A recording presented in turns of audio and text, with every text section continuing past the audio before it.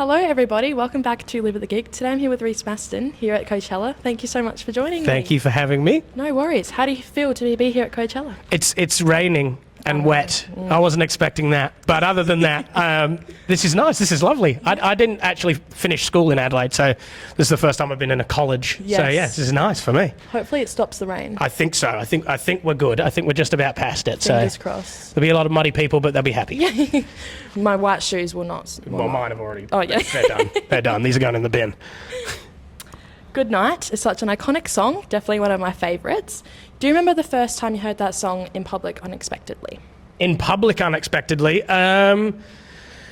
Yes and no. I remember, so that's the only song I ever released that is not mine. So I didn't write that. Hayley Warner and DNA wrote it. I didn't know that. I remember recording it, and then I remember that night that I won, we all went to cover your ears, we all went to a nightclub. I was like 16, I probably shouldn't have been there. And Guy came up to me, he'd just released Don't Worry, Be Happy, and he showed me his phone, and I'd just overtaken him and gone number one. So they played it in the club that night, and then it was basically when I came home to Adelaide, it was like every one of my mates. Like as soon as they got an opportunity to make some joke, they made some joke. So it still happens. It's great. Yeah. Oh, it's such a good song. Music played such a huge role in so many people's childhoods. It definitely did in mine. God bless. How does it feel knowing your audience has grown up alongside you? In a way, it's gone through a bunch of different iterations. I think at the start. Sorry, my bass player's just interrupting the. No, you're okay. I said nothing. Yeah, like I said, we've been through a bunch of iterations, I guess, with the crowd. Like I went through a time where I really didn't want to be connected to Goodnight and Show Me, Kiss Me and Shout Out. I wanted to be, the rock guy. I was hanging out with the Barneses and they were looking after me. And to be fair, I think it was just one of those things. I was so young and I just felt that like I had more to offer than those songs. And I was beyond myself at that point. I was thinking beyond myself. So it took me a long time to kind of like come back to playing these songs. And I remember the night it happened, I saw everybody's faces and that was what it was. It was like, it's not for me, you know what I mean? Like, Dale Braithwaite, I had a conversation with him about horses, the same thing, where I was like, do you get sick of it? And he's like, I never do because the reaction is the same. Yes. And it was the same. We played Goodnight that one night after, it would have been 10 years since I played it. And one of the guys that was filling in thought that I said Goodnight, but I didn't. And he just went into it and like the room just turned and flooded. They all came right up the front. So I was like, you know what?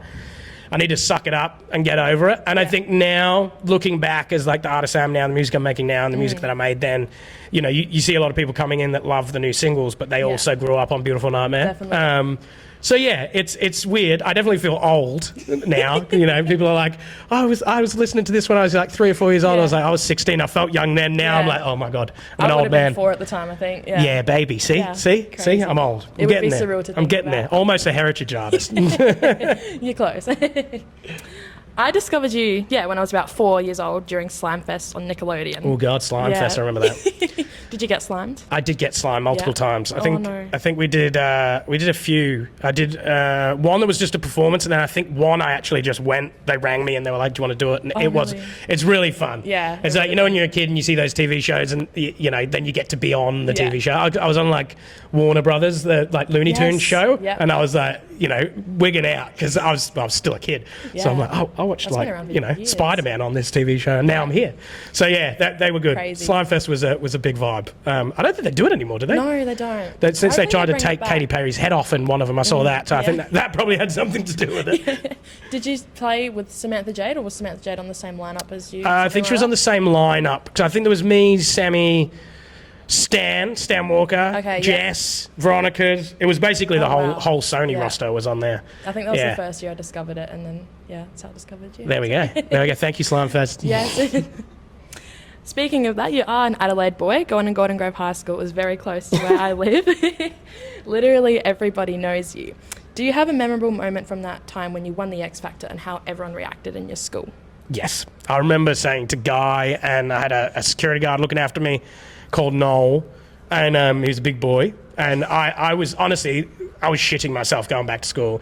I wasn't like unpopular, but I just wasn't like the popular kid, you know what I mean? And like Golden Grove, I have a very soft place in my heart for Golden Grove, but it wasn't the nicest of schools ever. So when I went back, I was kind of like, are they going to throw food at me? Like, what's going to happen? And to be fair to everybody there and the teachers there, everybody gave me a very nice, warm reception when I came back. And I remember, the big driveway to go down the school there. Yes. Like, they were all like either side, and it was very nice. I think it was more just like an Adelaide boy, and beyond that, like a Golden Grove boy, being able to go and do that stuff. And it wasn't art school. Like we did a lot of art, like plays and a lot of music and stuff. So. It was special going back, but yes, I did definitely shit myself a little bit when I was like, oh my God, what's going to happen here? It is an art school, because didn't Guys to Fashion go there as well? I don't know where Guy went. Well, a Guy did, Guy, myself and Jimmy all grew up within like 20 kilometres of one another. Really? So Jimmy's place is not too, where he grew up was not too far from us, where we live now still. And then I'm pretty sure Guy's mum still lives around the corner from my folks. So like, I don't know what it is in the water, but there's something in the Golden Grove water. Yeah, we got it. Yeah. You were only 16 when you were on the X Factor. How do you think you've developed as a musician since then? A musician, I would say massively, because I've had to play, really. So I left Sony when I was only like 3 or 4 years after that, and I started working with the Barnes family. Mahalia managed me for a good few years, and doing that, I did my first Change Colours, which is my first independent record, which I didn't play a lot of guitars on. I played a bunch on there, but Ben, who I did it with, is also Jimmy's guitar player, and I was like, you know what, you're pretty good. Yeah. I'll probably let you do some of this. But then after that, I kept touring, and I'd stopped working with the Barnes, and the band was a bass player and a drummer and me.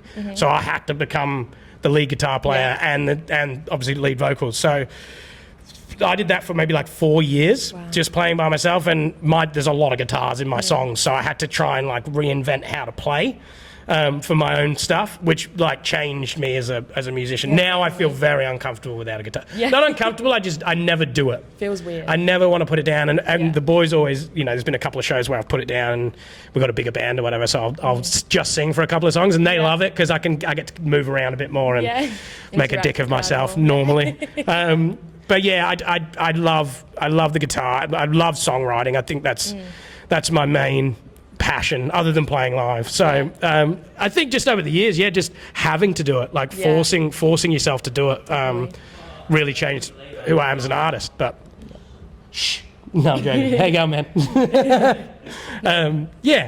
I think it's just playing as much as I could. It's been great watching your sound evolve over time as well. Oh, thank you. You're welcome. If you could give your younger self advice during that era, what would you say? This is a bad question. Leon, my drummer's looking at me in the background. He knows some stories that we won't say here. You know what? I reckon the biggest thing would be for me to take some of the pressure off of little Reece. Like I was so like unable to accept anything other than number one. I wanted, if I wasn't going to be the next big thing or, selling out rooms and getting gold and platinum records, I really beat myself up about it.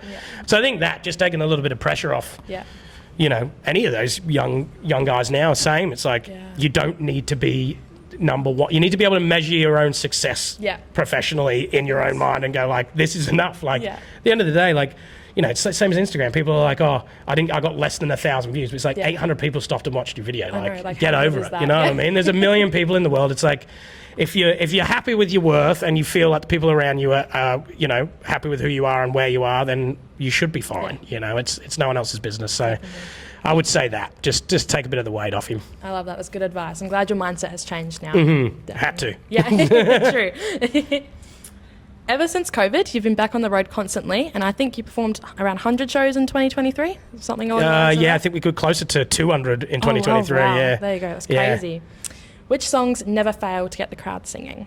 Good Night, always. We start with Shut Up and Kiss Me, which I think now is actually taken over Good Night in streams. Yeah, I had a look at that on Spotify. Yeah, so that one's up there. That's the start of the show. Yeah. So we start with a banger. Shout It Out always goes down well. Rockstar. Yeah. We got a couple of cool covers in there. We're doing Kelly Clarkson now. Oh, awesome. We're doing Since You've Been Gone. I love that song. Yeah, great song, killer song.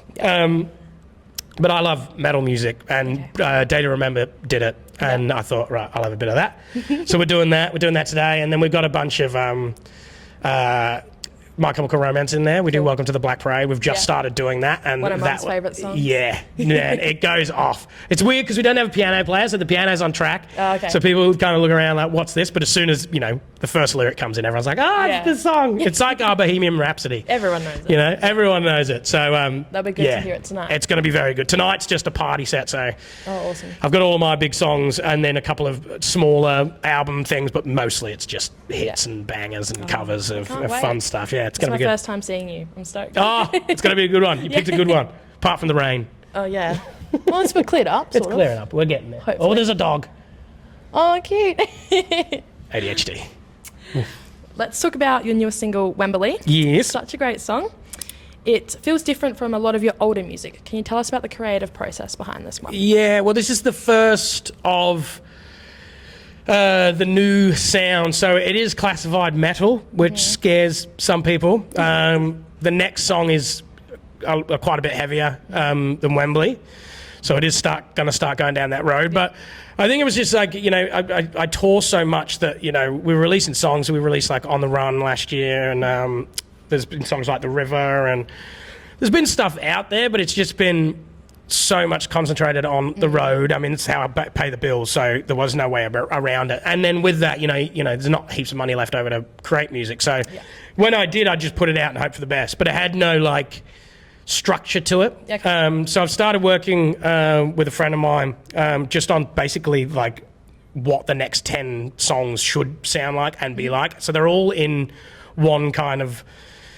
It's like an album, basically, but it's going to be spread out over a certain amount of releases. Awesome. One, because nowadays I think that's how musicians are going to have to get away with doing it money-wise. And two, just to be able to have some kind of consecutive releases. But I think it's now, because I know that I'm going to be 10 songs ahead, Wembley is the defining sound. Okay. So it all the songs are going to be, in the same production style, in that world, with those kind of stories. So... yeah, I have scared a few people, including my mother dearest. She's not very happy about the heavier music. But at the end of the day, it was one of those things. I just always wanted to do it. It's what I listen to when I'm by myself. It always goes back to metal. I grew up on it. I always wanted to give it a go. And yeah, as soon as we started writing Wembley, I was like, you know what, this feels right. This feels good for me. So it does wig a few people out that they're Goodnight kids, going into the metal world. But I've got to do it. It's always good. Everyone's got to love a bit of metal. Exactly right. So yeah, it's we're stoked with it. We're not doing it tonight. Okay. It's not in tonight's set, but it is in the normal set. So we're getting there slowly, heavier and heavier. What inspires you to lean into that type of music? Is it just because you listen to it all the time and love it? Yeah, I think it's just passion, and also being able to create so persistently needs to be something that you enjoy. I can't sit there and lie to myself and go it feels like a chore. I've just started doing a membership thing, which one of the main parts of it is that I stream every Wednesday, but every second Wednesday's in the studio. Oh, cool. So even if I'm not in the writing mood, I'm sort of forced to do it, which is good because it means all those people they're in the membership get to watch the whole process. So we just started song 3 the other day, and I hadn't done anything. I'd literally sat there, gone onto the stream and gone this is what it's like. So song 3 sounds like what it does now to all those people, but they're going to see the whole process. I can guarantee it will sound completely different by the time it's finished. So they get behind the whole creative process. The whole thing. Wow. So they're there the whole time. So we've done the second single with them. So the guys in the membership have heard. It's called Black Hole, the second single. Yeah. You're the first person I've told that, by the way. But other than the people in the membership. But it's cool. It's it can be hard to write sometimes, especially after massive days.